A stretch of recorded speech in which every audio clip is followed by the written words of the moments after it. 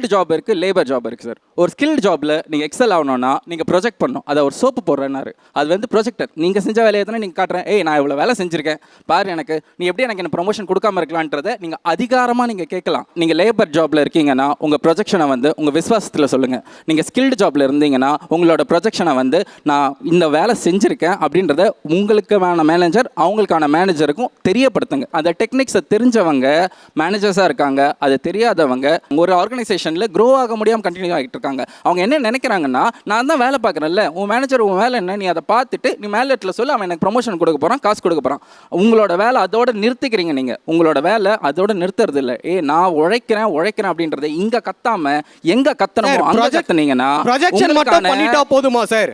போதும் சார், நிஜமா போதும் சார். மேனேஜரோட ஸ்கில் என்ன தெரியுங்களா? ப்ரொஜெக்ஷன் மட்டும் தான் சார். ப்ரொஜெக்ஷன் அப்படின்னு வரும்போது ப்ரொஜெக்ஷன்னா என்ன? நான் வேலை செஞ்ச மாதிரி நடிக்கணுமா, உண்மையாகவே நான் வேலை செஞ்சதா மேலதிகாரிக்கு சொல்லணுமா?